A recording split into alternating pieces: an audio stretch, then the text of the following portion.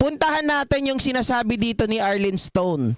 Na sinasabi din ng PNP, bakit po nila sinusundan at ayaw nilang umalis sa JMC? Dahil yung kanilang device ay nagpapakita po talaga na mayroong tao na gumagalaw doon sa ilalim ng bunker.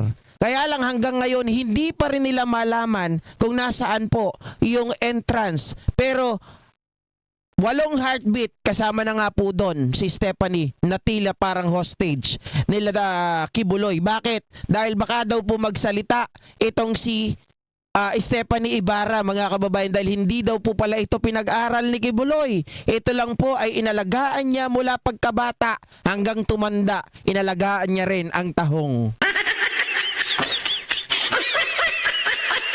Ha? Baka daw kasi mga kababayan magka-red tide kaya hinalagaan niya po. Eto. Pakinggan nyo ha. Panoorin natin pare-parehas. Teka lang. Play natin.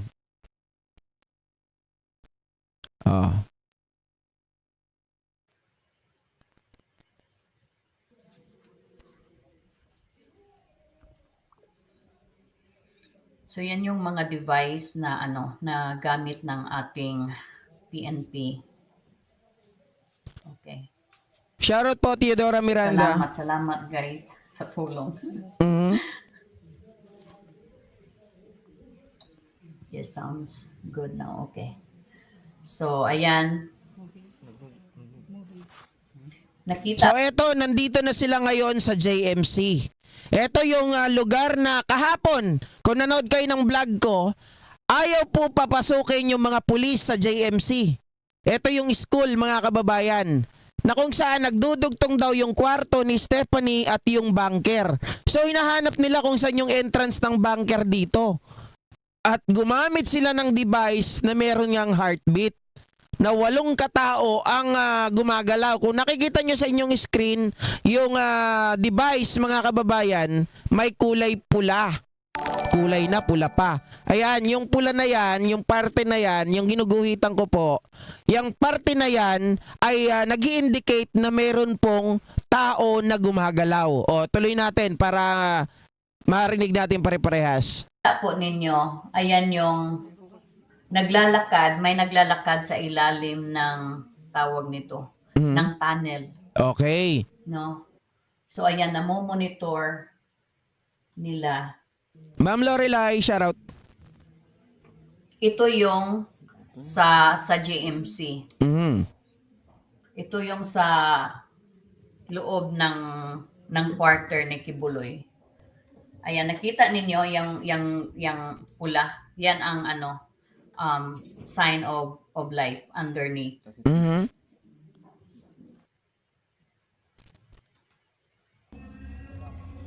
So ayan yun, no, JMC. Cathedral namin before. Hindi ko, nung nandoon ako, wala pang tunnel ito.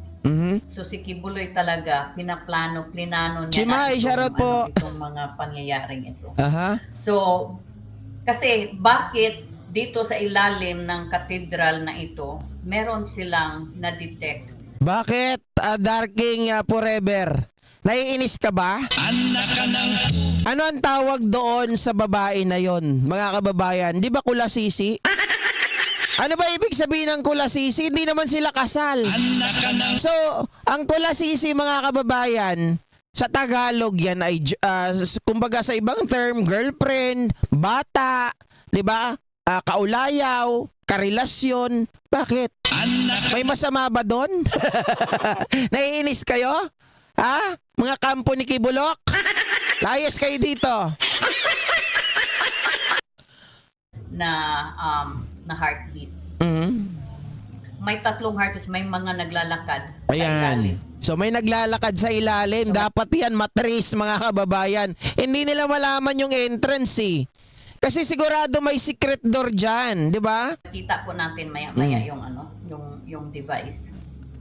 Hindi, sige, kulasisi. Sabihin natin kabit, Abilino Abiar. Di ba? Ano bang tawag niya doon? Hindi niya rin asawa. Hindi niya rin girlfriend. maraming ang maraming ang maraming ang pinakikialaman na itong si Kibuloy Di ko lasisi na lang. 'Di ba? Oh. Ayan guys, oh. Mm. So yan.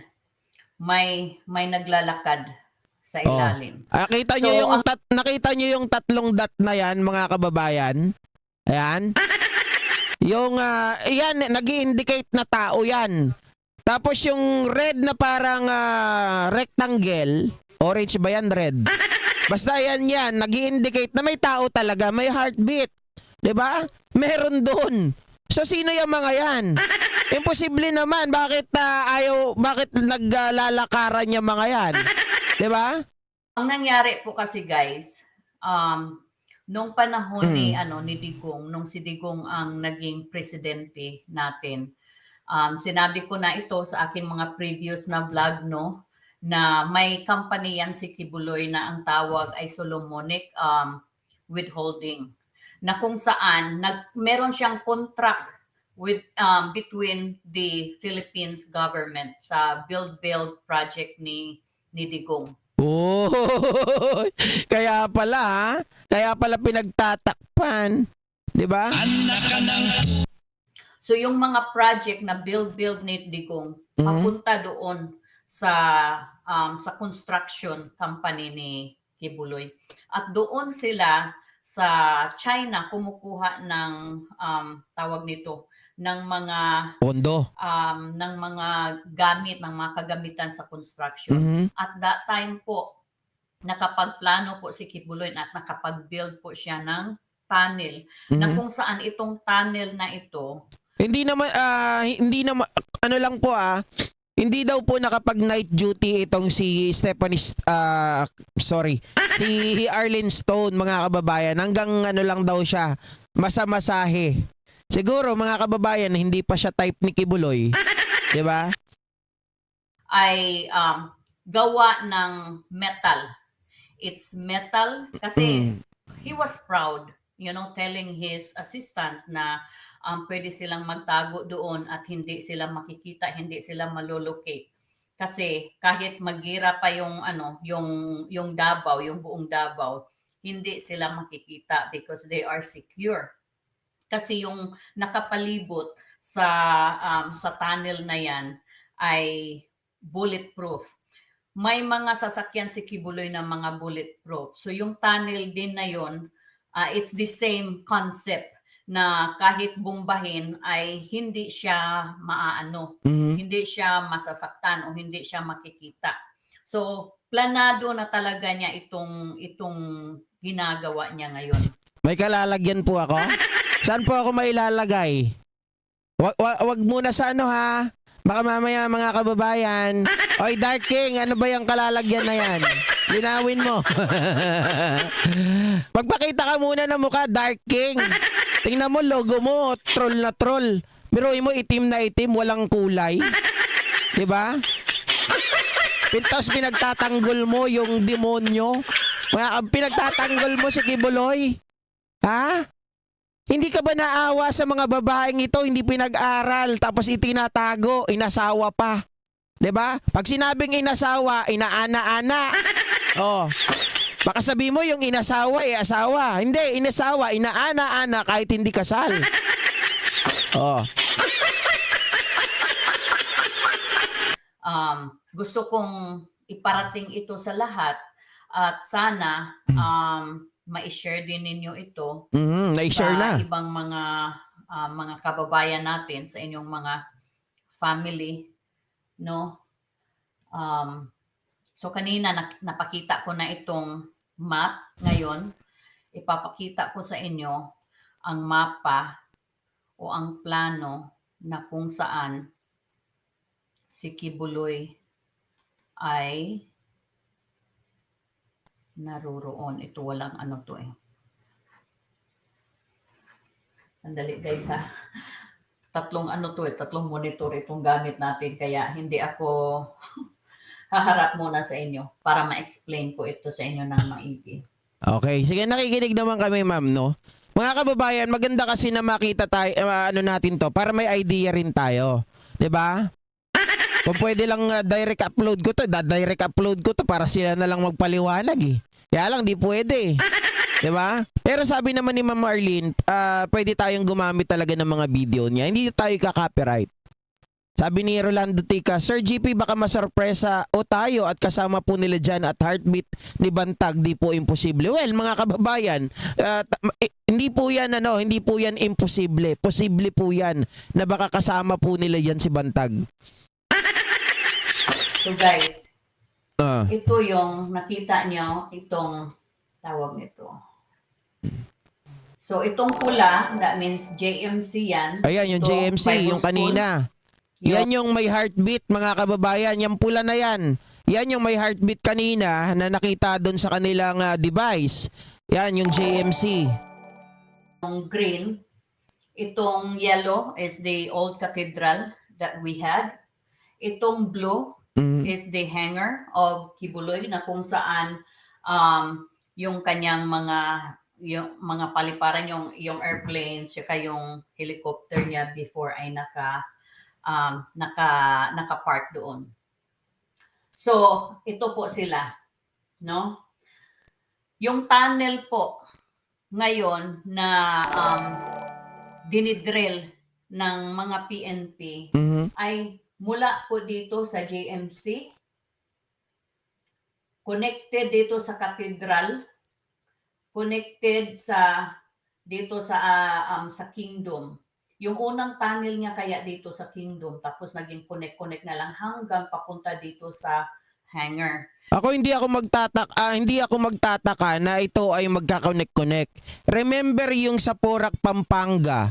'Di ba merong isang isang bahay doon sa gitna ng lagoon, mga kababayan? Pero syempre lagoon, bahay, may lagoon diyan, hindi mo akalain na may tunnel pala doon sa ilalim para makapunta ka doon sa lagoon sa gitna.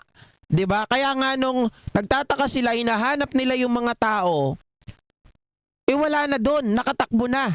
Yung iba pa nga mukhang nagtago doon sa bahay ni Rocky sa Tuba, Benguet. 'Di ba? Mukhang yun doon galing yun sa Porac eh. Mukhang doon ang galing yun sa Porac, mga kababayan. So, dito, yung sinasabi ni Arlene Stone, lahat ng bilog na to, nung una daw, nandito lang yan, yung tunnel, dito sa area na to. Etong area na to, ba tayo gumana? Itong area na to, nandyan daw yung nagsisimula. Tapos, pa-connect doon sa mga bilog-bilog na yan, pa ganon. So, dyan, pero nasundan nila kahapon, dito sa may area na ito, mga ka-JP. Yung area na ito dito sa may, yung blue na yan, yung binilugan ko ng color blue, so sa JMC, dyan nila nakita yung heartbeat. So dapat masundan ito, malagyan ng mga tao para pare-pareha sila na maano nila. Kasi lahat dapat may device, mga kababayan, para alam nila kung saan papunta. Baka mamaya kasi, pag nandun sila sa JMC, tatakbo dun sa kabilang building. 'Di ba? O pag nandun sila sa kabilang building, tatakbo na naman dito para hindi makita. Ang problema dito, unang-una, 'di ba? Very challenges talaga kung nasaan yung entrance. Kaya hindi sila makapunta sa baba eh. Napaka-imposible po, mga kababayan, na hindi po magkakaroon ng tunnel dyan. Bakit? Dahil si Kibuloy, simula pa lang nung nagkaroon siya ng problema sa US, sigurado ako, nagpagawa na sila ng tunnel in case of emergency. In case na sila ay hahabulin na. Dahil nga, mga kababayan, alam nyo naman na itong lugar na ito ay malapit po sa airport. Bawal ang drone. 'Di ba? Bawal ang drone. So doon pa lang, challenges na rin 'yon. Dahil kung natatandaan nyo kay Osama Bin Laden, tapos yung isa pa na nakuha doon sa ilalim ng tunnel, drone din yon. Pero dito, mahirapan kasi hindi pwedeng magpaano ng drone. Ang ano lang, mano-mano dyan sa mga building. Kaso, hindi nila alam yung entrance, walang nagsasalita. Ang problema niyan, mga kababayan, habang sila ay naghahabol dyan, lumilipat din yung tao sa iba-ibang lugar. 'Di ba? Ganun kasi nakikita dun sa device kanina na naglalakad talaga.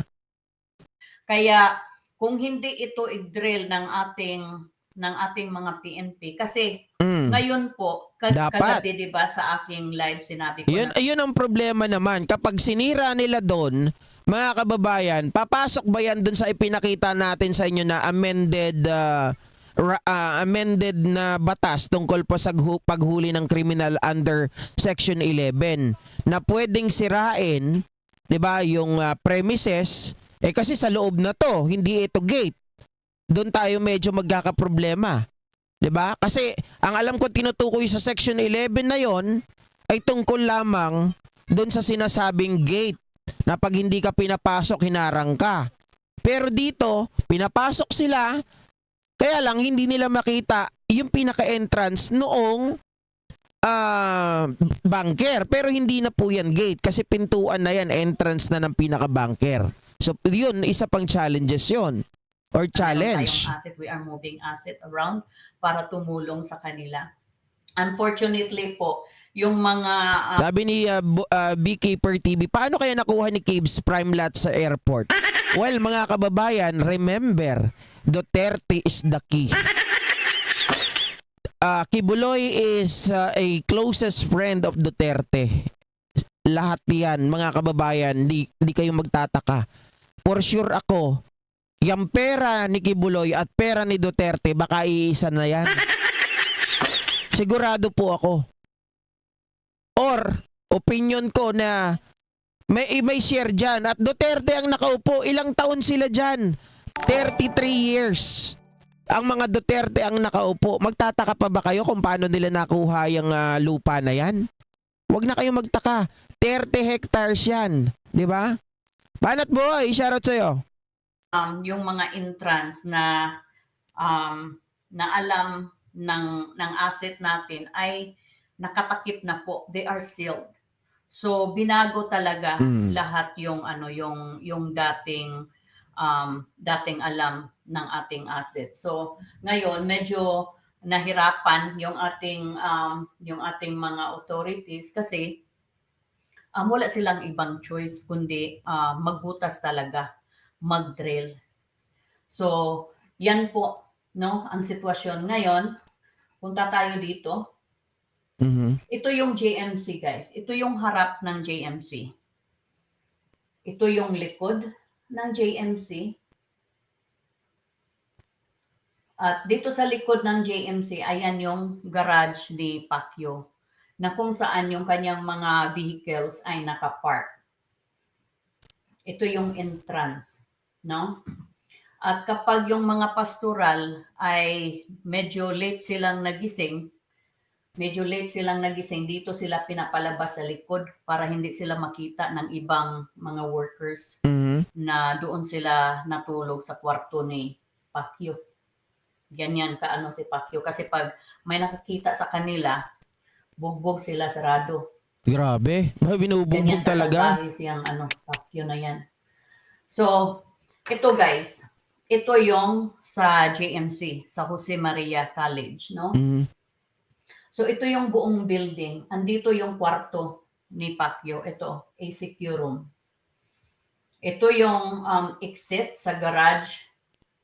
Dalawa kasi yung garahe ni Pacquiao, garage 1 and garage 2. Well, palagay ko kulang pa yung 2,000 na bataan nila dyan, yung tropa natin, no? Kulang pa yung 2,000 sa lawak po, 30 hectares. Kaya nga NBI, Diyos mio, sasampu lang kayo, natapos nyo malibot 1 oras. Partida pa yon, NBI, may pahinga pa kayo nun. 'Di ba? Naikot nyo 30 hectares samantalang 2,000 pulis. Hindi nga nila matapos-tapos to. Anak ka ng... Kayo 1 oras lang, NBI. So ito yung exit, yung elevator nandito. Yung dati pong entrance ng kanyang mga tunnel dito lang yan sa gilid. Pero nakatakip na po. No? So ayan, populate nyo po ito at salamat po sa sa iba nating mga YouTubers who shared my information at at yung iba natin no na nanawagan na i-save natin si Stephanie. We really appreciate you guys for doing that. Kasi si Stephanie, Well, ako, naniniwala ako mga kababayan. Patulin muna natin si Ma'am Arlene Stone. Naniniwala ako na itong si Stephanie, kapag nakuha natin ito, magsasalita ito. Kasi ang taong hindi nakapag-aral, pag krinos-examine mo yan, 'di ba? Daniela Dumasig, pag in-examine mo ang taong hindi nakapag-aral, mga kababayan, malilito yan. Mabilis yan malito. Mauhuli at mauhuli mo kung ano talaga yung problema. Mauhuli mo kung ano yung tinatago. So, si Stephanie Ibarra ay isa sa mga key. So kapag nakita natin yan, halimbawa nakita si Kibuloy, nakita rin si Stephanie, ihiwalay na kaagad natin. Kapag nakita yan at nahawakan natin si Stephanie, tapos ang buto-buto ni Pastor. Diba? Sa mga bagong pasok po, bagong subscribe, shoutout po sa inyo. Sunny Rebenito, Ma'am Lorelai, thank you. At Al Vargas Burilla Delta Gomez, shoutout po sa inyo.